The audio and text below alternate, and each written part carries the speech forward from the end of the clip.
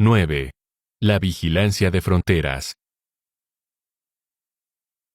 Hasta finales del siglo XIX, Estados Unidos carecía de restricciones formales a la inmigración. En lo esencial, la frontera estaba abierta, salvo los controles aduaneros para los barcos.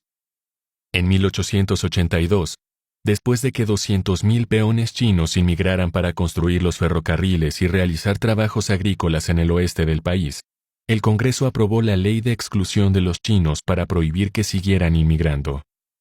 Buena parte del lenguaje que se utilizó en la discusión de la ley fue explícitamente racista, lo que era coherente con los vetos locales al derecho de las personas chinas a tener propiedades y a comparecer como testigos en un juicio. Los ponentes de la ley se referían a los inmigrantes chinos como horda mongola y Johnny Chinaman, y les acusaron de ser inmorales y perezosos. Se movilizaron pequeñas unidades informales para limitar la entrada no autorizada de inmigrantes chinos, sobre todo por la frontera californiana con México. Las únicas restricciones a la inmigración blanca durante ese periodo se aplicaban a los delincuentes, las personas enfermas y los radicales políticos. Los anarquistas eran objeto de una restricción específica que se aplicaba con escrutinio particular a los italianos. El ascenso de la inmigración de masas a finales del siglo XIX y principios del siglo XX trajo consigo una creciente animadversión nativista. Durante este periodo, grupos como la Immigration Restriction League y el American Party se organizaron alrededor de las ideas de pureza racial, superioridad cultural y prejuicio religioso para pedir que se pusiera término a la inmigración abierta. Esto se consiguió finalmente en 1924 con la aprobación de la Ley de Orígenes Nacionales, que fijó por primera vez cuotas de inmigración por nacionalidad. Para velar por el cumplimiento de esas cuotas, el Congreso creó la Patrulla Fronteriza de Estados Unidos. La nueva patrulla fronteriza se centró en la limitación de la inmigración ilegal desde México. La acción policial se concentraba en los pasos de frontera establecidos, mientras que solo unos pocos encargados de la línea patrullaban entre los pasos.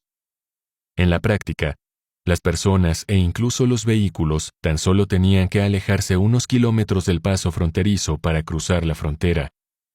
Durante la prohibición, el paso ilegal de camiones por la frontera era una de las principales preocupaciones de los granjeros californianos, cuyos campos y vallas solían sufrir daños, pero apenas recibían ayuda de la patrulla fronteriza. Parte de los motivos de la escasa vigilancia policial era la intensa codicia de trabajadores mexicanos en Texas y California, que se oponían enérgicamente a las restricciones al acceso de mano de obra barata. Cuando se ejercía la labor policial, era profundamente racista, con brutalidad manifiesta y matanzas extrajudiciales. La historiadora Kelly Hernández describe asesinatos por venganza y disparos temerarios sobre personas que cruzaban la frontera. Durante la Segunda Guerra Mundial, hubo una enorme demanda de braceros agrícolas. La patrulla fronteriza ignoró en buena medida la inmigración mexicana, pero estaba muy atenta a la posible entrada de combatientes enemigos, aunque no descubrieron a ninguno. El gobierno estadounidense desarrolló el Programa Bracero para intentar regularizar a los trabajadores agrícolas. Los empleadores estaban obligados a ofrecer salarios y condiciones de trabajo dignos, y los migrantes recibían permiso de trabajo en Estados Unidos. La vigilancia era laxa, de tal suerte que los salarios y las condiciones de trabajo eran muy malos y muy por debajo de las normas establecidas para otros trabajadores. El programa no incluía a las mujeres, los niños ni los y las trabajadoras domésticas, así que la inmigración ilegal continuó.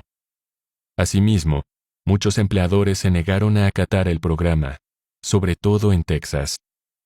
Los granjeros y ganaderos estaban molestos con la legislación federal sobre sus sistemas de relaciones laborales de toda la vida, que a menudo equivalían a la servidumbre. Los trabajadores que se quejaban o se organizaban contra los bajos salarios y las pésimas condiciones de trabajo eran entregados sin más a la patrulla fronteriza para que los deportara. Durante los primeros años de la década de los 50, se duplicó el número de personas capturadas por la patrulla fronteriza. En 1954 se desarrolló la Operación Espalda Mojada, para intentar contener la marea mediante una vigilancia intensiva de la frontera y redadas en ciudades y ranchos, forzando a más empleadores a usar el programa Bracero. Se deportó a más de 1 millón de personas. Al final, los granjeros y los ganaderos transigieron, sobre todo después de que las protecciones en el lugar de trabajo se redujeran y se promulgaran duras sanciones contra la organización de los trabajadores. Sin embargo, el nombre de la operación lo dice todo sobre la mentalidad de los responsables federales y de la patrulla fronteriza. La vigilancia de fronteras estadounidense se ha dedicado sobre todo a la producción de blanquitud y de desigualdad económica. La frontera nunca estuvo verdaderamente cerrada a los inmigrantes pobres. Se les permitió entrar, con una regulación estricta, o se les denegaba oficialmente la entrada, pero en la práctica se les permitía entrar en grandes cantidades, con escasas protecciones legales frente al abuso y la explotación de los empleadores. Cada uno de esos sistemas coloca a los inmigrantes en una posición económica degradada, en la que se les niegan sus derechos a la organización y se ven obligados a trabajar en peores condiciones por salarios más bajos. Una de las áreas de la labor policial que más se ha expandido en los últimos 20 años es la policía de fronteras. Hoy, la patrulla fronteriza forma parte del Departamento de Seguridad Interior. En 1992, había tan solo poco más de 4.000 agentes fronterizos. Tras los ataques del 11 de septiembre de 2001, la cifra aumentó a 10.000.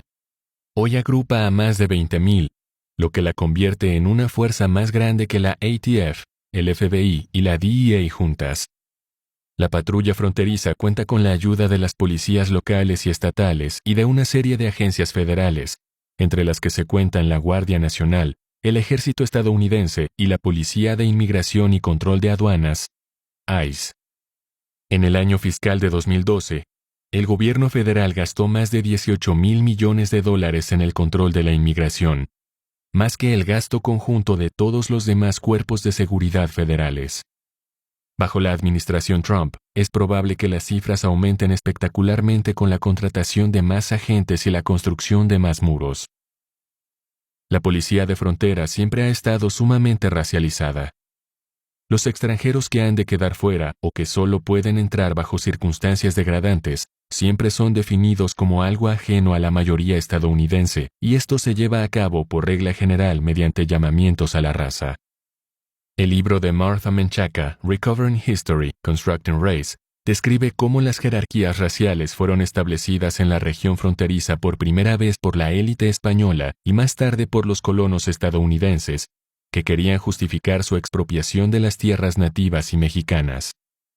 Incluso algunos mexicano-estadounidenses de rancio abolengo han intentado obtener la blanquitud promoviendo la exclusión de los nuevos inmigrantes, que minan sus intentos de equipararse con la americanidad. Aunque adoptando un sistema de exclusión racializado, refuerzan un sistema de castas raciales que a su vez los define y los trata como inferiores a los ciudadanos de pleno derecho. Desde el principio, la patrulla fronteriza se ha dedicado a hacer perfiles raciales. Han sostenido que parecer mexicano es motivo suficiente para detener, cuestionar e identificar. En 1973, el Tribunal Supremo codificó estas prácticas en United States vs. Brignoni Pons, donde ratificó el derecho de la patrulla fronteriza a usar perfiles raciales como única base para las paradas de vehículos y las identificaciones forzosas. Esto se basa en parte en la Ley Federal de 1953, que da a los agentes de la patrulla fronteriza el derecho a suspender las protecciones constitucionales en un área de 160 kilómetros de distancia de la frontera, y a parar, registrar y comprobar el estatuto de inmigración de cualquier persona, haya o no una causa probable o incluso una sospecha razonable. La ACLU sostiene que esto es una violación de la Constitución. Asimismo, señalan que se han denunciado abusos de la patrulla fronteriza también lejos de la frontera. En 2008, el senador estadounidense Patrick Leahy fue parado al menos a 200 kilómetros de la frontera. Le ordenaron que saliera del vehículo y que se identificara. Cuando preguntó bajo qué autoridad operaba al agente que le había parado, este apuntó con su pistola al senador y dijo: «Esta es toda la autoridad que necesito». La actual intensificación del control de la frontera empezó a principios de la década de los 90 bajo la administración Clinton, con la puesta en marcha de la Operación Portero en California, la Operación Defensa del Frente en Texas y la Operación Salvaguardia en Arizona, así como con la aprobación de la Ley de Reforma de la Inmigración Ilegal y de Responsabilidad de la Inmigración, IRERA en sus siglas en inglés, en 1996. En pocos años se duplicó la financiación de lo que entonces era el Servicio de Naturalización e Inmigración, INS en sus siglas en inglés, al igual que el número de agentes de la patrulla fronteriza. Estas operaciones representaron el primer esfuerzo de verdad para cerrar la frontera sur. Incluían diferentes iniciativas nuevas, entre ellas el aumento considerable del número de vallas, la deportación inmediata de los inmigrantes que viven en Estados Unidos por una larga lista de infracciones mayores o menores, la creación de tribunales de inmigración en zonas fronterizas para facilitar el procesamiento y la deportación de los migrantes capturados, y la creación de un sistema masivo de identificación de migrantes mediante la recogida de datos biométricos. Las dos últimas iniciativas se convirtieron en la base para redoblar los procesamientos penales de migrantes por cruzar la frontera sin autorización. Este proceso se intensificó después del 11S. Aunque el presidente George W. Bush había propuesto en su campaña fronteras más abiertas, hizo un seguimiento de la construcción de más vallas, la contratación de más agentes de la patrulla fronteriza y la intensificación de la criminalización de los migrantes. Como resultado de ello, se pasó de una política que de forma eufemística se llamaba de atrapa y pone en libertad a otra de captura y retén. Durante muchas décadas, a la mayoría de los migrantes a los que se atrapaba cruzando la frontera, se les pedía que renunciaran a su derecho a una audiencia para impugnar su deportación y luego regresaban rápidamente a México, pasando el menor tiempo posible bajo custodia, lo que por regla general era ventajoso tanto para el migrante como para el gobierno estadounidense. Ahora, un número creciente de migrantes son procesados judicialmente. Un primer delito de paso ilegal de la frontera es punible como falta. Sin embargo, un segundo delito de reingreso ilegal es ahora un delito grave que puede traducirse en años de cárcel. Asimismo, los inmigrantes declarados culpables de otros delitos están siendo sentenciados y encarcelados para cumplir la totalidad de la pena en una prisión estadounidense antes de ser deportados. En 2005, con un aumento enorme de la financiación y de la infraestructura, la patrulla fronteriza empezó a poner en práctica una serie de medidas de tolerancia cero en la línea del captura y retén, con el nombre de Operación Contorno. Durante los 10 años siguientes, más de 400,000 migrantes fueron procesados por ingreso inapropiado y más de 300,000 por el delito de reingreso. La administración Trump se ha comprometido a ampliar esa práctica. El gobierno estadounidense ha gastado $7,000 millones en este enfoque, en el que buena parte del dinero ha ido a cárceles privadas con ánimo de lucro.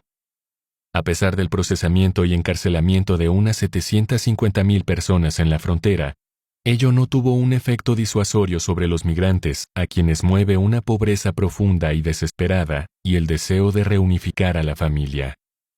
Entrevistaron también a jueces y abogados y se encontraron con una oposición generalizada, puesto que la mayoría de los entrevistados la consideraba una medida basada en motivos políticos que no podía acreditar ningún logro aceptable.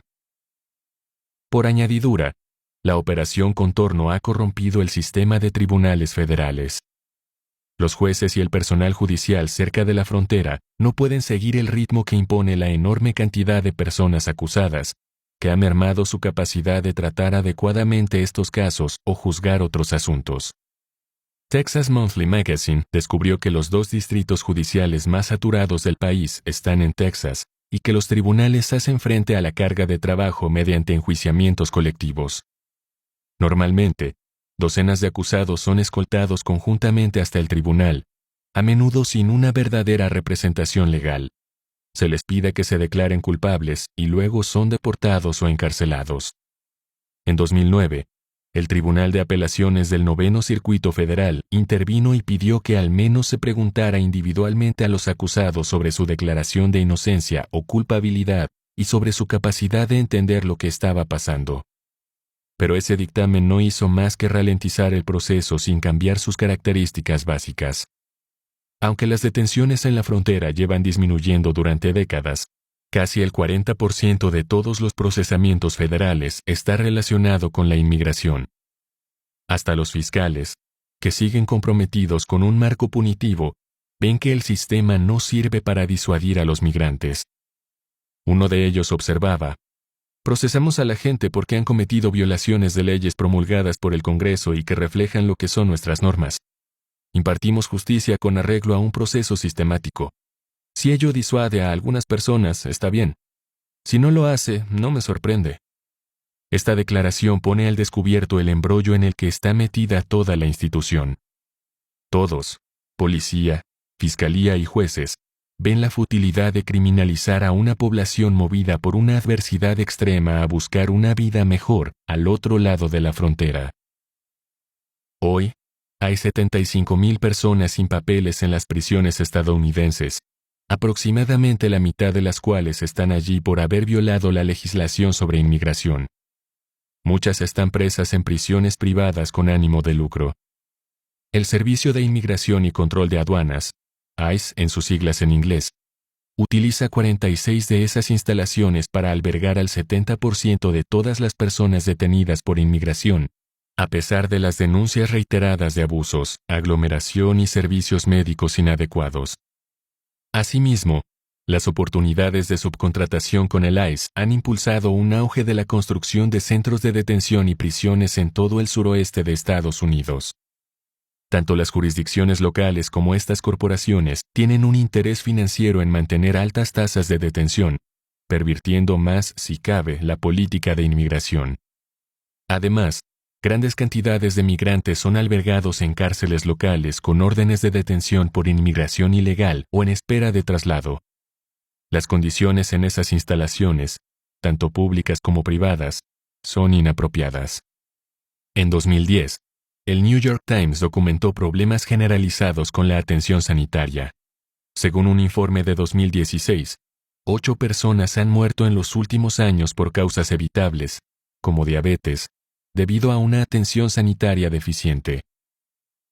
Durante la gran migración de menores no acompañados desde América Central en los últimos años, se ha tenido encerrados a decenas de miles de niñas y niños y se ha obligado a muchos de ellos a comparecer ante un tribunal sin representación, creando una crisis humanitaria y legal. Miles de familias con niños y niñas pequeñas han estado encerradas durante largos periodos de tiempo en centros de detención de inmigrantes, mientras esperaban la deportación o el proceso judicial de los tribunales de inmigración. Esas condiciones son deplorables, sobre todo para los niños y niñas. Los tribunales estadounidenses han reconocido lo inapropiado de la situación, máxime cuando esas familias no suponen prácticamente riesgo alguno. A pesar de que ya ha habido varias sentencias judiciales, el gobierno federal continúa encerrando a familias con niñas y niños a su cargo.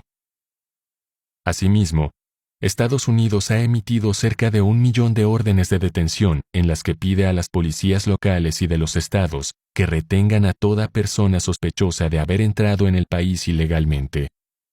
En esas órdenes de detención se pide a la policía local y a los sheriffs que sean la primera línea del control policial de la inmigración. Empezando con el reforzamiento de la frontera en la década de los 90, se ofreció a la policía local la posibilidad de recibir la autoridad oficial para velar por el cumplimiento de la legislación federal de inmigración. Esta autoridad, bajo el artículo 287G de la IRERA, ha creado una enorme disyuntiva para la policía, que se ha visto presionada a participar, pero en muchos casos comprueba que esa cooperación es nociva para la buena labor policial.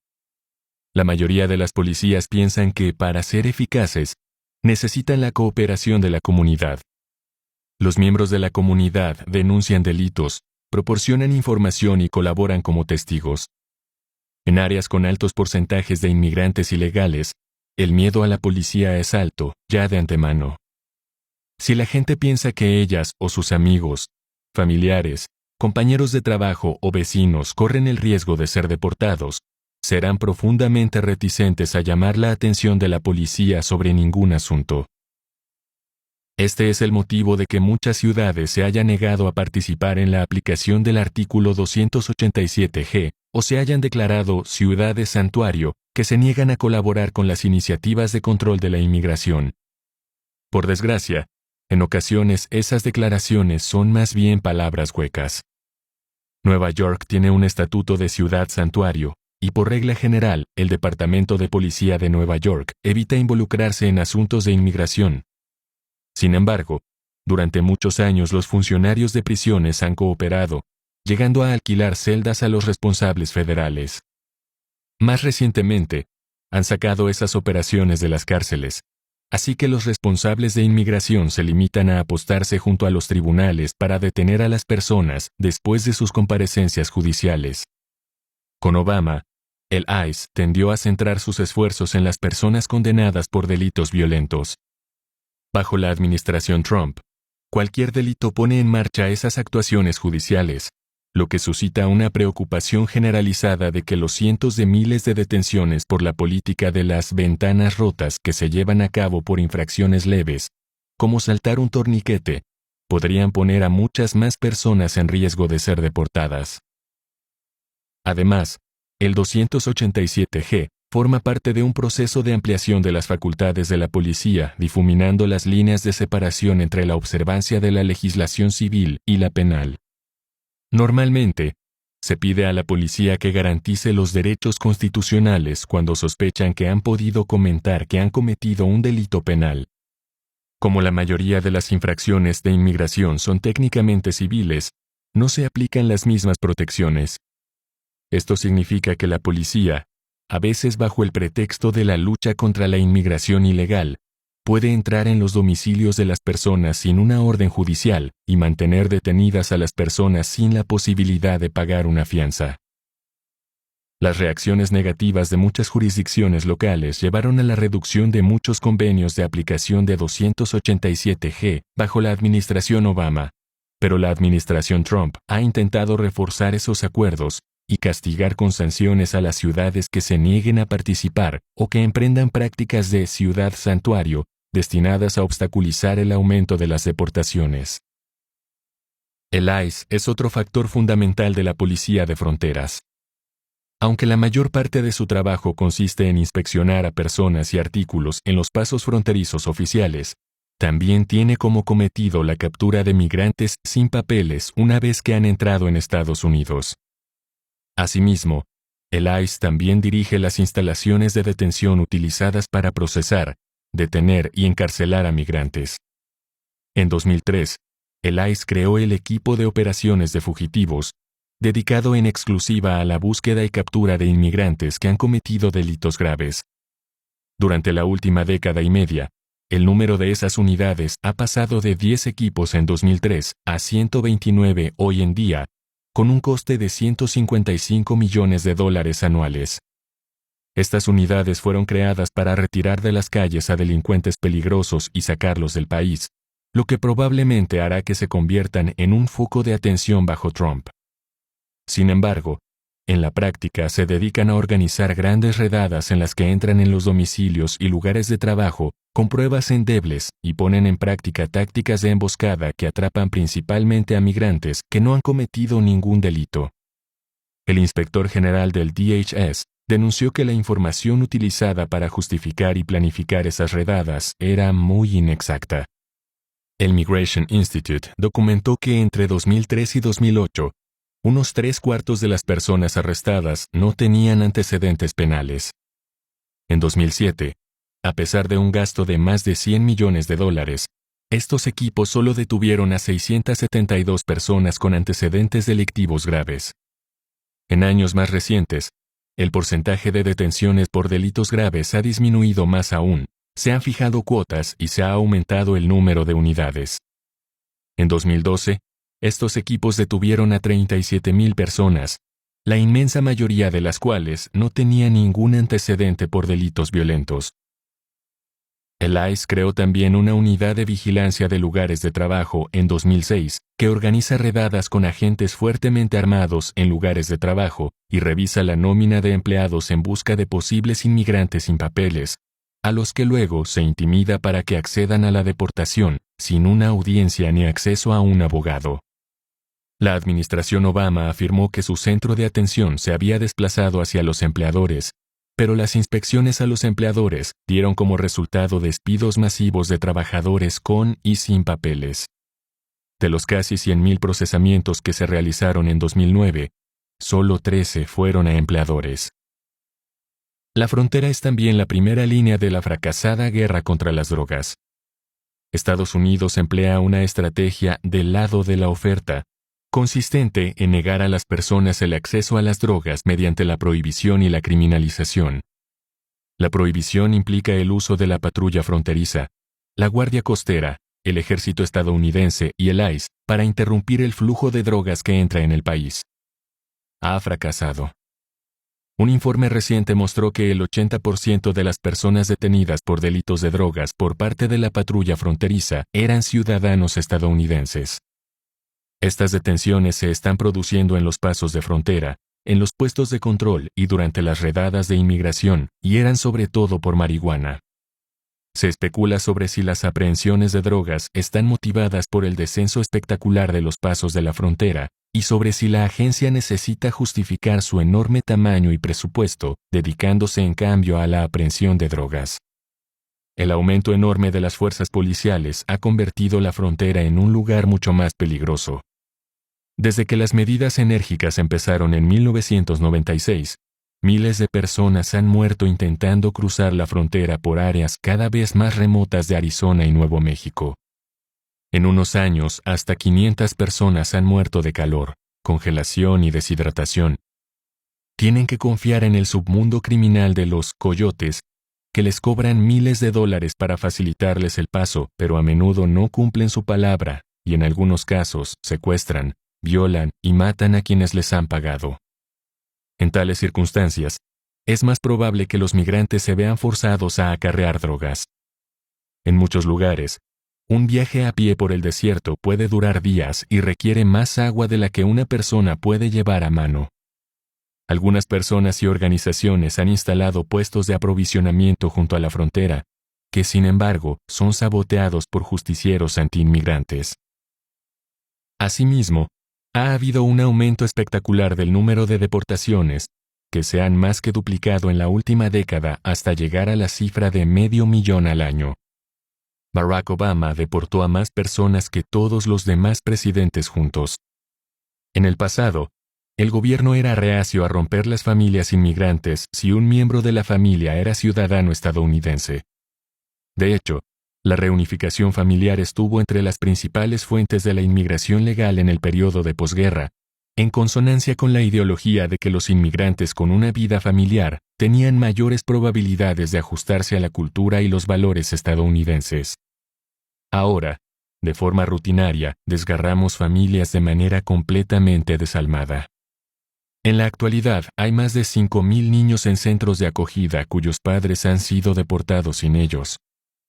Los adultos jóvenes que llegaron a Estados Unidos como niñas y niños de corta edad son deportados solos a países que les resultan completamente ajenos, en los que cuentan con escasas conexiones familiares, si es que las tienen, y en algunos casos ni siquiera hablan la lengua local.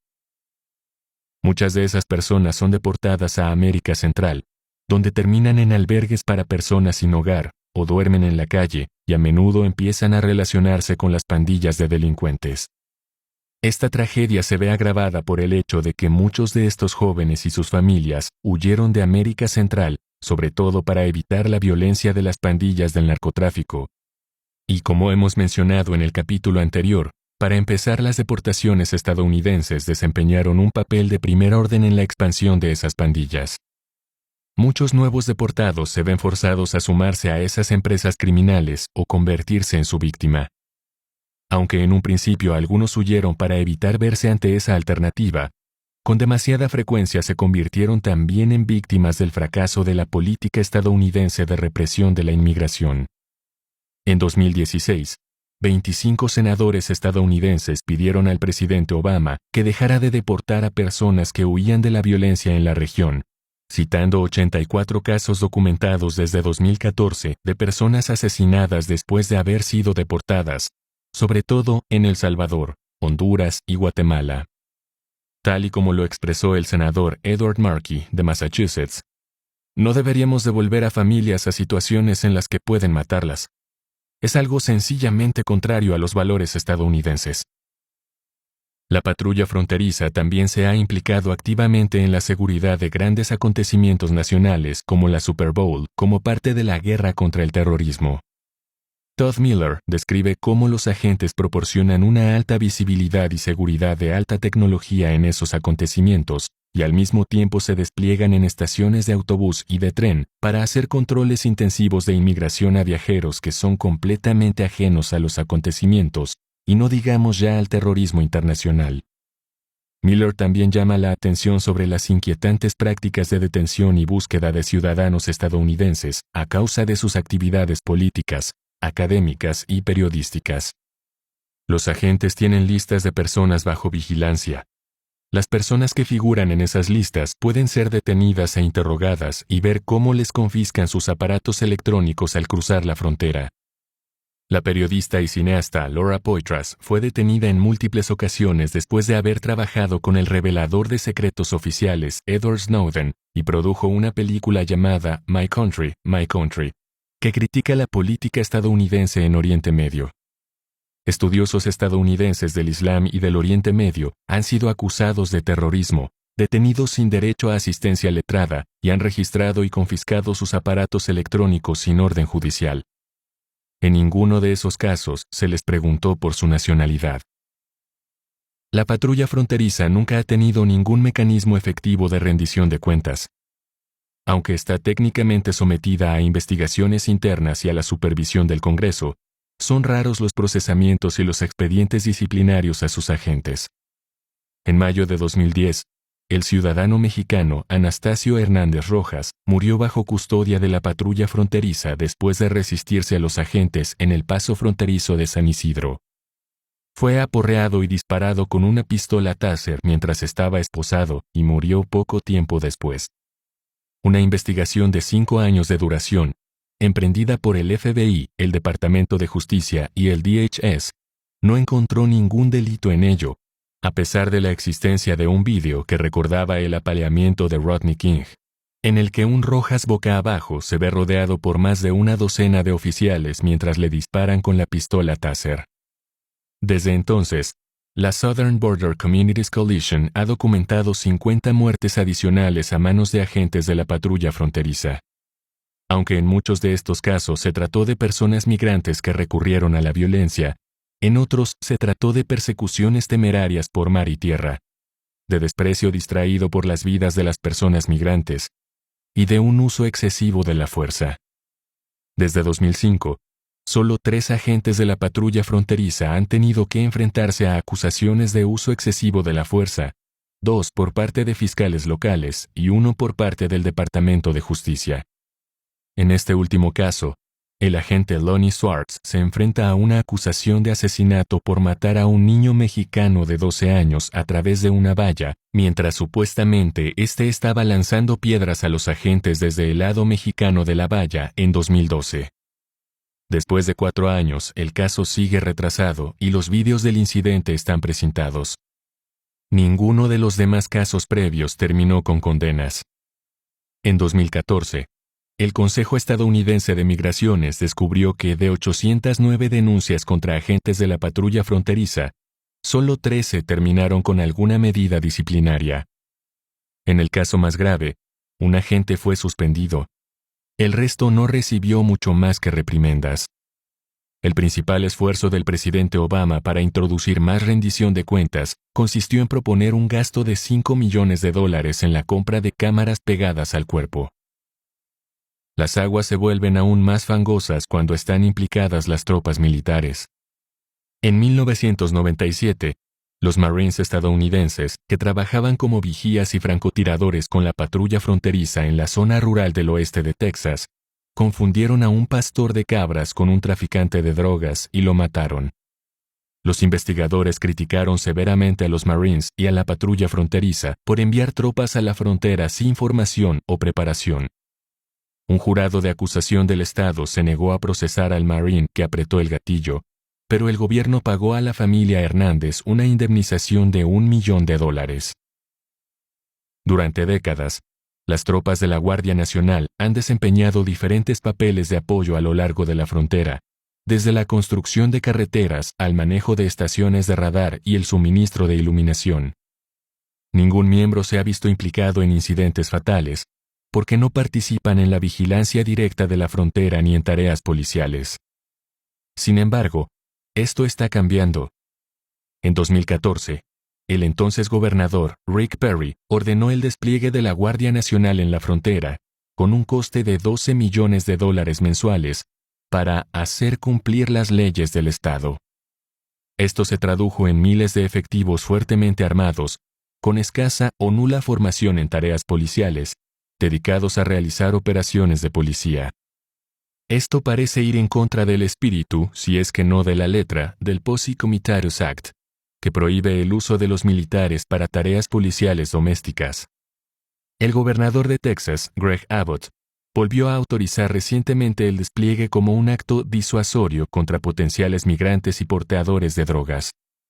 Pero muchos responsables políticos locales se exasperan ante la militarización de la frontera y la criminalización de los migrantes. Según el juez del condado de Hidalgo, Ramón García, aquí no hay una crisis de seguridad, no hay traficantes de drogas, no hay terroristas. Son seres humanos que buscan algo mejor que lo que tenían. El mal uso de los fondos y la corrupción en los niveles bajos siguen siendo un problema. Desde 2003, el DHS ha estado trasladando a policías locales para destinarlos al trabajo de vigilancia fronteriza. Aunque el 287G solicita la cooperación policial en la identificación de extranjeros que cometen delitos, la Operación Stone Garden subvencionó directamente a la policía local para que emprendiera una serie de actividades de vigilancia de la frontera, incluyendo el dinero para abonar horas extraordinarias y equipamiento especial para las redadas antidrogas, persecución de migrantes ilegales y patrullaje de la frontera. No ha habido prácticamente ningún tipo de supervisión de cómo se gasta el dinero. El Arizona Daily Star destapó sumas enormes abonadas a los agentes en concepto de horas extraordinarias, a veces por encima de su salario base, que suponían para los contribuyentes locales el abono de pensiones espectacularmente más altas a medida que los agentes se jubilan y cobran con arreglo a esos salarios hinchados. Un coro creciente de políticos de derecha ha defendido soluciones de alta y baja tecnología para cerrar la frontera. Estamos familiarizados con las exhortaciones de Donald Trump a construir un muro, pero esto no es nuevo. El gobierno estadounidense lleva intentando construir un muro a lo largo de la frontera sur durante muchas décadas, y no tiene mucho de lo que vanagloriarse, salvo del enorme despilfarro fiscal y de las muertes de migrantes que se ven empujados a atravesar terrenos cada vez más inhóspitos y remotos. Para empezar, el 40% de todas las personas que residen ilegalmente en el país han llegado en avión y se han quedado en el país después de que haya expirado uno de los muchos tipos de visados existentes. No se pueden construir los muros y dejarlos ahí para que hagan solo su trabajo. Cualquier muro puede ser atravesado, escalado o superado con un túnel si no hay nadie vigilando. Ello exigiría un enorme ejército a lo largo de la valla, que sin duda alguna contribuiría a provocar más muertes innecesarias. Entre 2006 y 2014, se descubrieron más de 700 túneles en la frontera, de tal suerte que la continuación de la construcción del muro sin duda estimulará la excavación de más túneles. Estados Unidos está invirtiendo millones en iniciativas de protección electrónica de las fronteras. Ya a finales de la década de los 80, Estados Unidos intentaba usar la tecnología para localizar los esfuerzos de las fuerzas policiales. Durante los siguientes 10 años, los programas denominados Detección Inteligente Asistida por Ordenador y Sistema Inteligente de Vigilancia Integrada gastaron cientos de millones de dólares en un sistema que finalmente fue considerado funcionalmente inmanejable. Decidido a ello, el Congreso dio a Boeing $1,000 millones durante los años siguientes para construir la red iniciativa Fronteras Seguras. Después de años incurriendo en sobrecostes, mala gestión, fracasos operativos e informes de la Oficina de Rendición de Cuentas del Gobierno, el programa fue completamente desechado.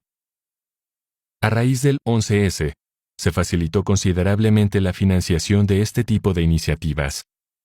Se han gastado cientos de millones de dólares en sensores que miden las vibraciones del suelo, el movimiento en infrarrojos y los sonidos de la actividad humana para alertar a las unidades de la patrulla fronteriza de que alguien puede estar cruzando la frontera. Buena parte de esta tecnología es ineficaz. Incluso cuando funciona, las unidades tienen que estar preparadas para responder. Por añadidura, Estados Unidos está usando grandes cantidades de aviones, helicópteros y drones para patrullar la frontera y ha experimentado con globos para buscar pasos no autorizados de aeronaves, aunque de vez en cuando escapan de sus ataduras y provocan cuantiosos daños. Reformas. Aunque la inauguración presidencial de Donald Trump ha hecho que se desvanezca buena parte de la voluntad de reformar la labor policial en las fronteras, sigue habiendo esfuerzos para repensar cómo gestionamos la necesidad de trabajadores migrantes, que se han vuelto elementos centrales de partes de la economía estadounidense. Algunos defienden un regreso a un sistema de permisos de trabajo como el del programa Bracero. Aunque este programa sí que redujo el flujo de inmigración no autorizada y creó algunos empleos regularizados para los trabajadores mexicanos más pobres, no puso freno a toda la inmigración ilegal y no hizo gran cosa para mejorar las condiciones de vida de las y los trabajadores estadounidenses ni mexicanos. Parte del problema es que los trabajadores migrantes no se limitan al trabajo agrícola. Los migrantes trabajan en una serie de industrias de construcción, producción y de servicios, que incluyen la construcción, la transformación de alimentos, el trabajo doméstico y la limpieza. Lo que hizo el programa Bracero fue garantizar una mano de obra barata y obediente para los productores agrícolas, que querían mantener los salarios sumamente bajos. El programa permitió a los empleadores crear listas negras de todos los que se quejaban o intentaban organizarse.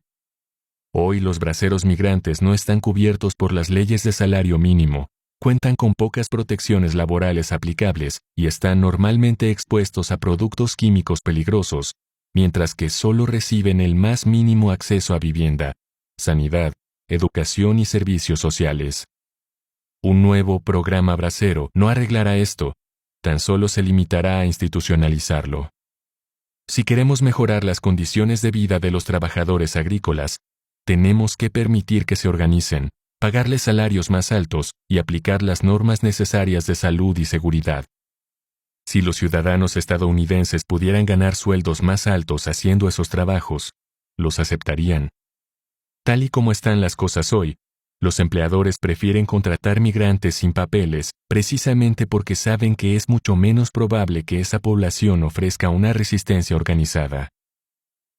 En ocasiones, los sindicatos han cometido el error de pensar que excluir a nuevos migrantes, con o sin papeles, mejoraría automáticamente las condiciones para los trabajadores estadounidenses. Aunque es cierto que se han roto huelgas trayendo esquiroles sin papeles, en muchos casos no es esto lo que pasa en realidad. Por el contrario, los empleadores normalmente confían en minorías raciales que tienen permiso de trabajo, aprovechándose conscientemente de las antipatías raciales que ellos mismos se han empeñado en crear para tener divididos a los trabajadores y enfrentar a unos grupos contra otros.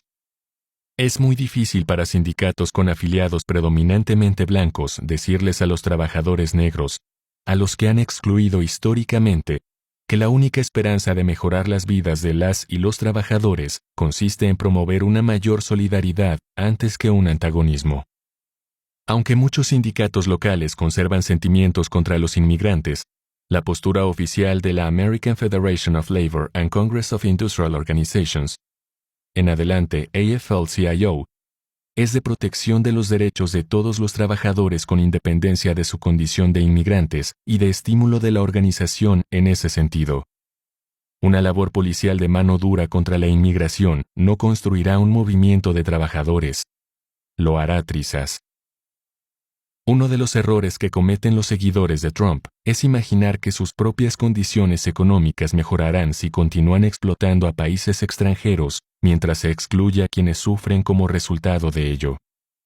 Ese análisis asume que la riqueza generada por ese proceso de alguna manera se filtrará hasta llegar a los trabajadores estadounidenses.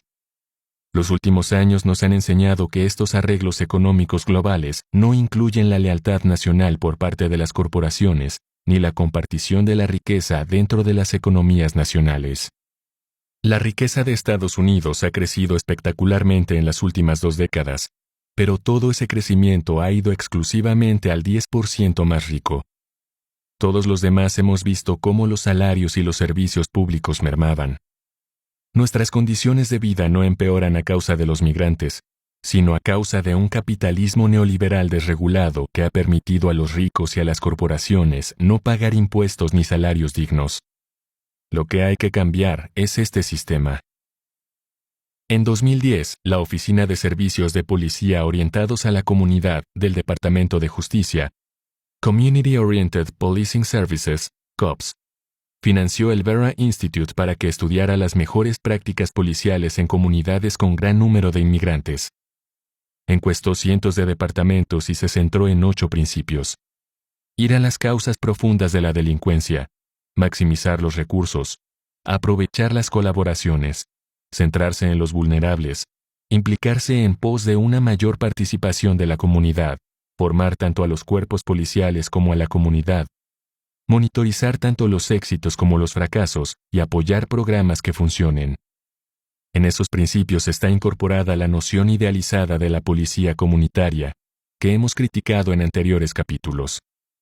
Este enfoque coloca a la policía en el centro de la solución de los problemas comunitarios, aumentando sus recursos, ampliando su alcance y moldeando la acción y las percepciones de la comunidad a través de la participación y la formación basadas en las prioridades de la labor policial. Sin duda, hay que valorar que la policía consiga hablar múltiples lenguajes, respetar las diferencias culturales y centrarse en las necesidades de quienes sufren más abusos. Sin embargo, en el estudio del Vera, hay muy poca discusión de los profundos conflictos de definición del cometido de la labor policial en esas comunidades.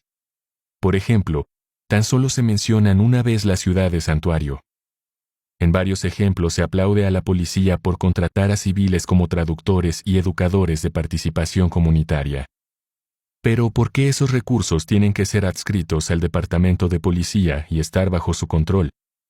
Debería haber funciones centrales del gobierno civil local que existan independientemente de las fuerzas del orden. Por el contrario, si queremos que los inmigrantes, con o sin papeles, estén más integrados en la sociedad, que sean más propensos a denunciar delitos y más capaces de defenderse de los depredadores, tenemos que apuntar al final de toda la vigilancia federal de la inmigración, a la eliminación de todas las barreras sociales en vivienda y empleo, y a reconocer la importancia de su labor en la revitalización de las comunidades y en el estímulo de la actividad económica. Alternativas. La labor policial en las fronteras es sumamente cara y esencialmente ineficaz, y además produce importantes daños colaterales, entre los que se incluyen la criminalización de masas, violaciones de los derechos humanos, muertes innecesarias, ruptura de familias y racismo y xenofobia. Por desgracia, los 2 partidos políticos dominantes han aceptado su expansión, ya sea como parte de un sistema de regularización restringida y controlada o como parte de una fantasía de cierre de la frontera. En vez de discutir cuántos agentes adicionales de la patrulla fronteriza hay que emplear, tendríamos que prepararnos para una despolicialización sustancial de las fronteras.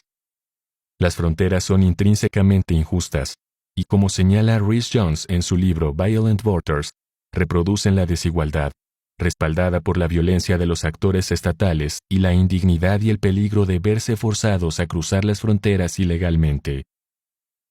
Bajo la administración Clinton se generalizó la migración irregular transfronteriza, pero ello no condujo al desplome de la economía ni de la cultura estadounidense. De hecho, en muchos aspectos la reforzó, dando pie a nuevos sectores económicos, revitalizando zonas urbanas que llevaban mucho tiempo abandonadas y mejorando la integración de Estados Unidos en la economía global. Cuando la Unión Europea, en adelante UE, rebajó sus fronteras internas, se temió que la delincuencia organizada podría beneficiarse, que las culturas locales se verían debilitadas, que las migraciones masivas crearían un caos económico a medida que europeos del sur más pobre fueran trasladándose al norte. No ocurrió nada de esto. De hecho, la migración descendió a medida que la UE empezó a desarrollar las zonas más pobres dentro de Europa, al objeto de producir una mayor estabilidad económica y social. Podríamos hacer lo mismo en Norteamérica, pero en cambio, hemos hecho esencialmente lo contrario. El Tratado de Libre Comercio de América del Norte tuvo consecuencias devastadoras para la producción agrícola en México, desplazando y empobreciendo a millones. El final del cultivo subvencionado del maíz en Oaxaca condujo al hundimiento de la economía rural de la zona, empujando a cientos de miles de personas a migrar a Estados Unidos. Procesos similares son algo generalizado en México. La violencia relacionada con las drogas que contribuye adicionalmente a alimentar el flujo de migrantes procedentes de México y América Central, está también directamente relacionada con las iniciativas prohibicionistas históricas y actuales de la guerra contra las drogas. Abriendo las puertas a los capitales y los bienes, pero no a las personas, hemos creado una enorme presión que empuja a migrar. En cambio, deberíamos estar abriendo las fronteras y trabajando para desarrollar las zonas más pobres de Estados Unidos y México. Ello crearía una estabilidad económica y social y desarrollo que podrían reducir el volumen de la migración. Los 15,000 millones de dólares anuales que gastamos ahora en la vigilancia de fronteras podrían contribuir en gran medida a ese objetivo. El hecho es que la mayoría de las personas preferirían quedarse en su propio contexto cultural, en vez de migrar si se les diera la oportunidad de escoger. Finalmente, tenemos que trabajar para desarrollar unos valores y un análisis más internacionales. La realidad es que la gente en América Central y México es pobre a causa de las políticas económicas estadounidenses. Subvirtiendo sistemáticamente la democracia, hemos contribuido a crear la pobreza espantosa que existe en esos lugares. En 2009, el gobierno estadounidense respaldó un golpe contra el gobierno de izquierdas elegido democráticamente en Honduras. El gobierno que surgió del golpe está ahora torturando, ejecutando y haciendo desaparecer activistas medioambientales y sindicales. Esta es solo la última dentro de una larga serie de intervenciones externas directas e indirectas en la política de América Central, incluido el respaldo de Ronald Reagan a las dictaduras en El Salvador y Guatemala, así como al intento de la Contra de derrocar al gobierno de izquierdas en Nicaragua. Una vez que entendemos la migración como un proceso global movido en gran medida por las políticas de nuestro propio gobierno, en Estados Unidos tenemos que reconocer nuestra obligación de poner fin a esas prácticas y de abrir nuestras puertas a quienes huyen de esas políticas. Los migrantes son seres humanos, ni mejores ni peores que los estadounidenses, y deben disfrutar de los mismos derechos y oportunidades. Tal y como observa el Grupo Internacional del Movimiento Inmigrante, los migrantes tienen el mismo derecho al movimiento internacional que las corporaciones y las élites internacionales. La única ley que merece nuestro respeto es una ley imparcial que protege a todo el mundo en todas partes, sin exclusiones, sin excepciones. Debemos trabajar para mejorar las condiciones en los lugares de los que vienen las personas y permitirles el acceso a las oportunidades que tenemos. No podemos ni debemos recurrir a una vigilancia policial de las fronteras cada vez más intensiva, violenta y opresiva para gestionar problemas que nosotros mismos hemos contribuido a crear.